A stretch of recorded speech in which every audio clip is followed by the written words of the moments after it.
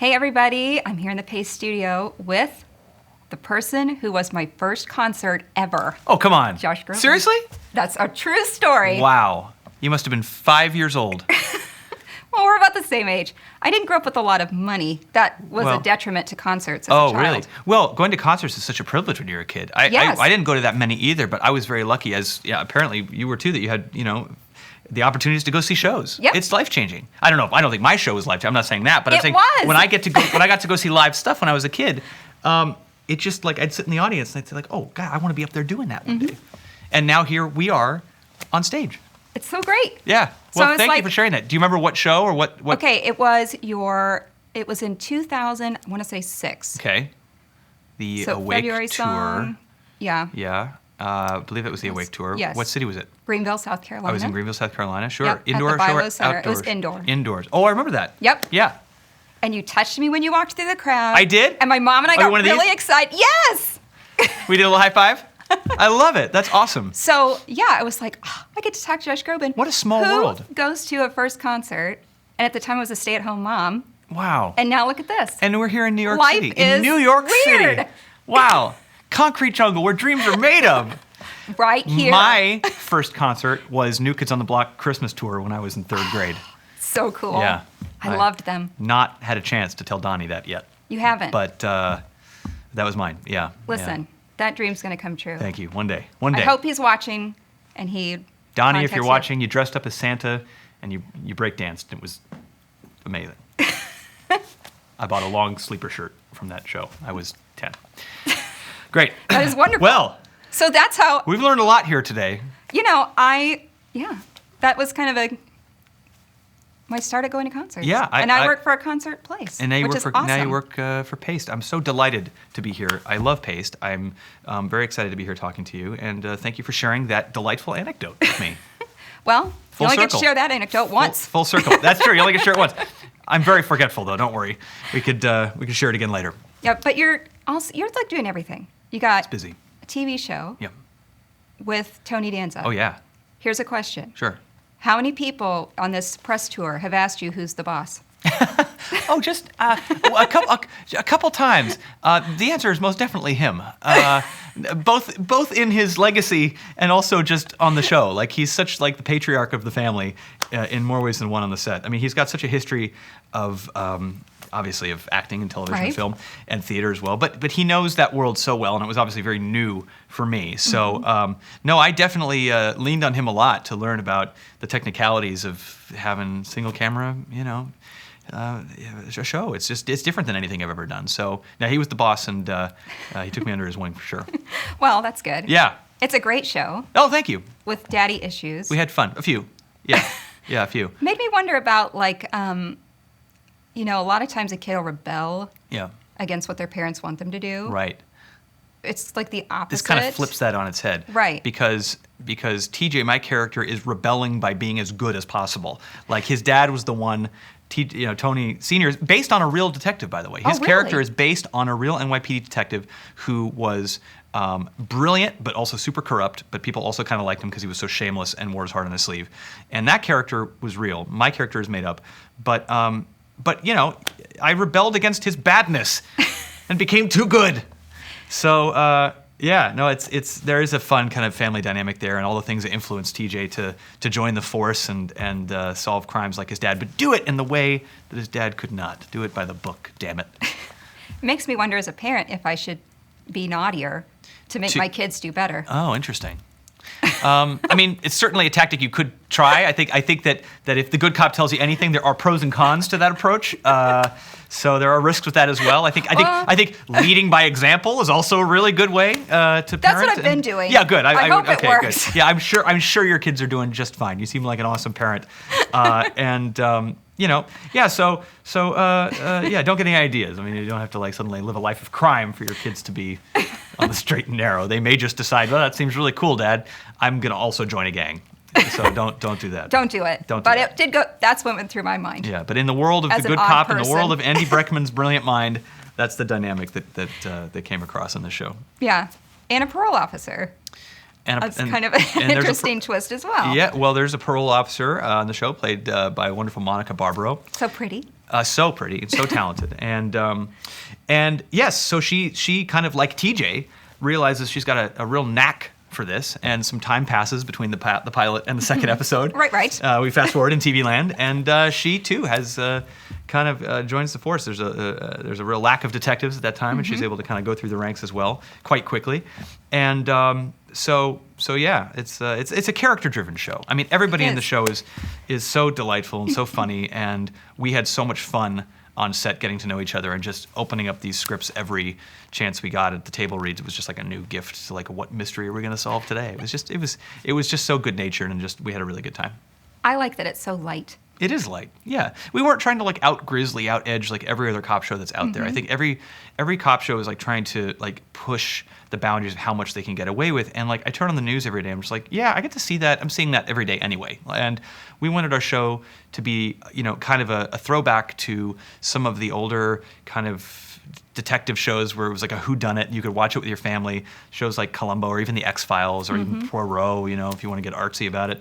And just kind of feel good, and other than the murders, it's pretty family friendly. I thought so. Yeah. I thought, this is something we could all watch. Yeah, and funny. And my mom would like to, and my sister, like Totally. we could sit down as a family and watch it. We want grandparents and grandkids to watch this show together, and so we were thrilled that Netflix, who as a network has been really very much been pushing the boundaries of what TV can get away with and do, that they weren't afraid to also kind of embrace a show that was more an episodic kind of network style show for that audience, and so we were thrilled to be given the chance.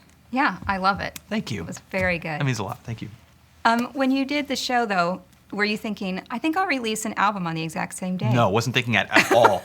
I was in the process of making the album when I got the call from Andy Breckman. I got a letter, in fact, from him offering me the role in this show I had no idea existed or was going to be made. Hold on. Yeah. Did you not audition for this No, role? I didn't know. They just wrote it for you? I got a letter saying, "Hi, my name is Andy Breckman.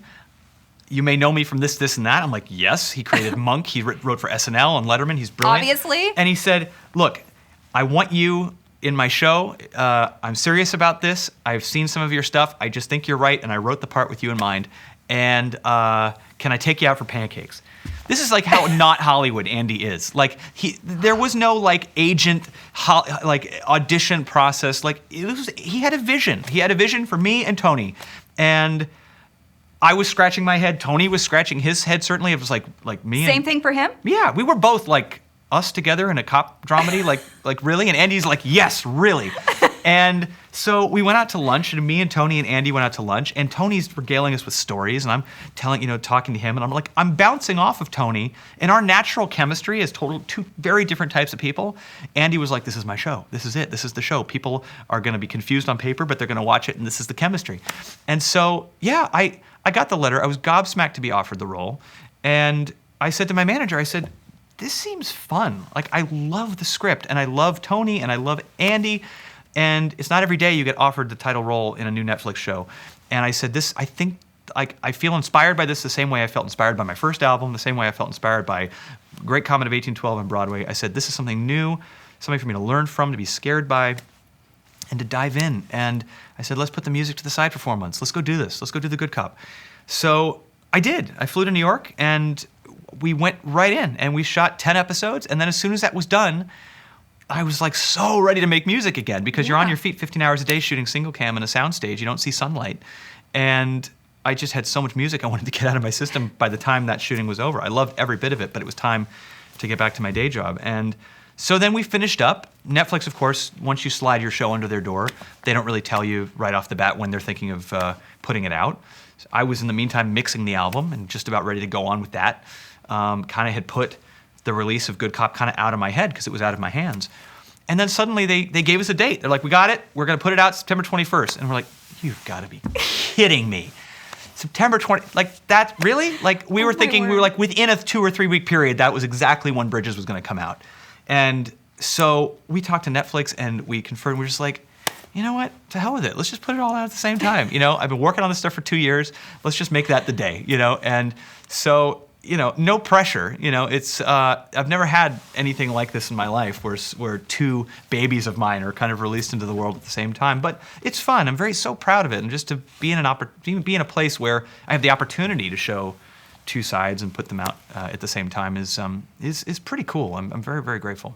So today is kind of the culmination of 2 years of work. Yeah. Are you saying so when did you film this show? I know that an album takes. We shot the show last winter. We shot the show. So that's been about a year. Mm-hmm. Yeah, almost a year. And it was very cold in all those outdoor scenes. It was snowing in almost all of those. So, every one of those minute-long scenes actually took like 8 hours. So, we're out there just freezing. There's one scene in particular where I'm investigating a dead body with Isaiah Whitlock Jr., a brilliant actor who plays Sergeant Loomis on the show. And we're about to do the scene. I'm just like, I can't feel my mouth. Can you feel your mouth? He's like, no, man, I can't feel my mouth. And we had to say like these kind of tongue twister words. And in the scene, I have to say the word maybe. I could not say the word maybe. Our faces, it must have been 11 degrees. And we were on Roosevelt Island. And he's going, they could have dropped the body 100 feet from the water. I'm going, maybe. Can I fix that in post? I can't say the word. I just can't say the word. I mean, we were frozen.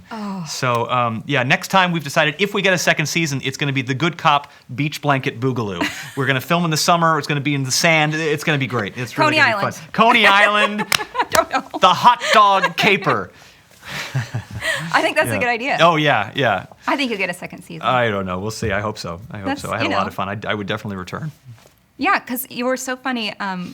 You know what's very popular with young kids right now? Well, teenager kids. I wouldn't know. Well, I'm going to tell you. Tell me. The Office. Oh, yes. And so the other day they had gotten to the episode. Yes. Oh, yes. The garden party. Yes. Yeah. And, oh my word. It's like, he's really good. I had fun. I had fun with that. Mindy Kaling offered me the role in that, and I was happened to be playing LA the night before. So I was at Staples Center, gave my bow, got home, got like a few hours sleep, and then like 5 o'clock in the morning, drove to this ranch and filmed with like the entire cast of The Office. And of course, as somebody who's obsessed with the show, to be on set, Carell had left at that point, right. but Rainn Wilson and Mindy and B.J. Novak and everybody was on set, and it was just so much fun. To just kind of play, not myself, but like play like this kind of funny musical character was a blast. Kind of a caricature. I Caricature, liked it a lot. yeah, it was. Yeah, thanks, thank you. But so back to the album. Yeah. Because you just threw me with that. I did. No so audition. Many, so he just many wrote stories. for you. That's so cool, though. It's very rare. Yeah, that's amazing. Yeah. Couldn't say no. It's great when stuff like that happens. I totally agree. The album, though, is great. Yeah, thank you so much. Thanks. I loved it. I love the duets. Thank you. Me too. I'm so happy they all said yes. Can I also say, and I don't know, but it sounds like it's about someone. The album. Oh, the album itself? Yes. Oh, well. And some of the songs seem like they're about someone. Well, the album itself is many right, stories, many layers, wrapped in a mystery and an enigma or whatever the line is. But it's look, I wrote 9 out of the 12 songs. So anytime something like that happens, and you have this burst of creative energy, and you've got a lot to say. And I had just come off of doing a musical on Broadway. Right. I'd come off of doing a musical theater album, so I had not made new music in quite a few years. So I had a lot in my tank. That was a luxury for me because I had the time to have life experiences, to have things to write about. You got to have things to write about, and so I did. And so I'll never get into specifics about who and what and where and why. But I will say that every one of those songs comes from a very truthful and vulnerable place of something that I have been or am going through, and whether it's love or loss or both, or even songs like River that are the first time I've dived into topics like anxiety and depression and things like that. And how do you write a song that you can hopefully connect to other people who feel alone in that? So like I said, I consider myself a vocalist first and foremost. If I write the song, if I find the song, I just love interpreting so much. I always have. But I was very lucky that the muse was really kind this time. And every time I sat down at the piano, anytime I got to co-write with somebody like Bernie Herms or Toby Gadd or Lester Mendez, these are people that I click so well with.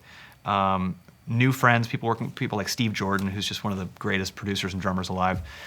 They just brought out an energy in me and an excitement in me that I hadn't felt making new music in a long, long time. And so it was all of the things I needed. Yeah. Yeah. Do you ever, with songwriting, does something just come to you and you have to do it? Yeah. Yeah. Is that how it always is, or just sometimes is? I'd say 60% of the time it's a lightning bolt.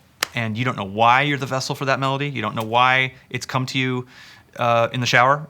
You know, it's always in the most inconvenient place. Or the worst place that a song idea comes to me is when I'm on an airplane and I'm sitting like cramped against a window and there's a stranger falling asleep next to me. Of course. And I'm going, oh no. No, not now, not now. And you've got a melody that's just in your head. And so you just kind of have to slowly like take your iPhone out and be like, You do that? That's so cool. I will like mumble gibberish in a melody into the phone. And then sometimes if I know I need a chord, and I know that there are chords that go underneath that melody, because you can sing the top line into your phone, right. but then you could totally forget by the end of the day what the chords were under that top line. So first I'll sing the gibberish of the melody, main melody, and then I'll sing the 3 or 4 notes of the chords in progression afterwards in my notes, and be like da da da da da da da da da da da da da da, and then I'll take that home, and I'll go and I'll play it, and I'll sit at the piano. And then I'll try and refigure out what it was that I was thinking in that moment, and then I'll re-record at the piano, and then I'll give that, I'll present that at a writing session or something, and that's what will turn out. That's how so many of the songs started. So, it's not a perfect process, but kind of cool when something like that turns into hearing it mixed and mastered with a full symphony at Abbey Road. Like, it's the progression. I think making TV or film was the same way, like a dark corner of your writing room by candlelight, right. And suddenly you're watching, Meryl Streep act it out, It's really cool when you can create from that place. A lot of the early years of my career, a lot of songs were just sent in. So you already get a really clean sounding demo. And all you have to do is put your stamp on it. Right. The thing I love most about writing is that you get to start from the mud. You get to start from that seed being planted and watch it grow. And that's something there's more of that on this album than any other album that I've done. And so it's, you feel that much more connected to it. When did you start feeling melodies in your head? When I was a child. Really? I was. Seriously? Yes, absolutely. I always had melodies. Music was my language that I was most comfortable with. I played by ear. I got that from my dad. He played jazz trumpet and still plays piano and is an amazing musician. But I had melodies. I just didn't know what they were at the time. I would sit down at the piano after school. I'd have a crappy day at school. I was kind of like, picked on a little bit and just had a hard time making friends. I was antisocial a little bit, kind of shy. And so I'd go home and I'd sit at the piano and like just playing melodies, just improvising. My parents would just leave me alone, and they would just, because I'd get really insecure about it, and so they would just right. go upstairs. They'd hear, oh, Josh is playing piano, let's leave him alone, because they knew it was therapy for me. They knew right. it was my way of expressing myself, even if it wasn't to anybody. It was just my way of getting it out. It's why. And we could talk about it, but it's so vitally important that kids get an instrument in their hands, that they get that opportunity to express themselves. Because that piano in my parents' living room saved my life. It saved my life. And it wasn't until I started writing for albums that I realized, like, oh, all of that stuff I was doing as a kid, where I was just plunking things out, seemingly randomly, like, that's a song. That thing that is better than the other thing, well, that's your hook, and that's your B part. And then you got to think of what would lead into that hook. And then you learn about the craft of developing a fully structured song, but it still all comes from the same place. It still comes from the ether, and lyrics don't come to me like that. That's how I know how special it is, because drawing, for instance, I can't draw. The people that can look at something and go, okay, and they see it and they know how to put that onto a piece of paper is sorcery to me. I have no clue how it happens, but my thing that came naturally was melody, was music. And so I'm very lucky that was the case, and I'm very lucky that I've been able to co-write with people who've helped me bring the lyrical side of what I want to say into it, because otherwise I just sing in gibberish, and then I get people to help me figure out what the gibberish actually meant. And so yeah. Yeah. I would say an instrument's super important for kids. or Yeah. or whatever their creative thing yeah, is. a dance class. For some kid, it might be right. the paintbrush. Try it all. I mean, this is why arts education in schools is vital. It's not an extracurricular. It's not an extra. It's not a luxury. It should be part of the educational system because it is as important, or in this world we're living in many ways more important than some of the other subjects, because it teaches people about our humanity. It teaches young people about their truest voice. It's not about whether they decide to be musicians or artists or dancers professionally. It's about using the arts as a tool to unlock those places in young people where, whether they live in an inner city where they're in a tough neighborhood, or whether they're at home and are coming from a home environment where they're not supported, or whether they're just going through the overall crappiness of school life. Sometimes sucks, and you feel, especially with social media and anonymous bullying and all that stuff, that you just have nothing to say, who wants to hear you, and you go inward. And when kids go inward, they go onto the wrong side of the fence, and that's not the kind of human we want out in the world. We want people who appreciate our equalities and the things that make us special, and I think the arts do that, and they certainly did that for me. And so I have a foundation called Find Your Life that's all about that, and is about making sure that those programs that we desperately need stay in schools. And so people can go to findyourlightfoundation.org if they want to learn more. Yeah. And it's very important. It's a great group. And I can even just say for me as a teen, I went to a different school every year from 7th grade till I graduated. Oh, so that's tough.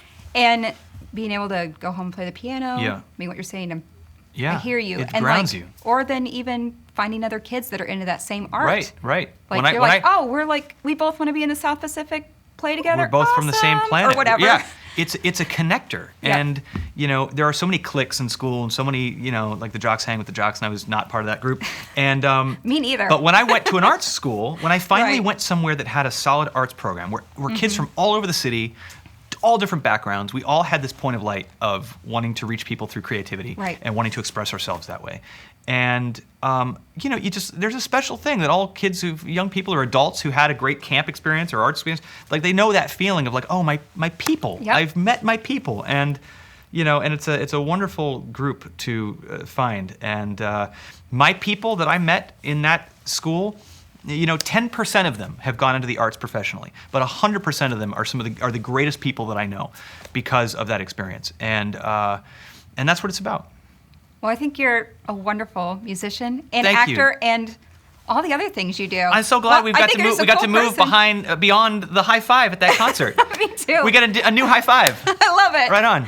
Very cool. Thank you so much for coming. Thanks for having me This was here. really fun. I love what you guys do, and I appreciate the interview. Yep. Thank you. Thanks for watching.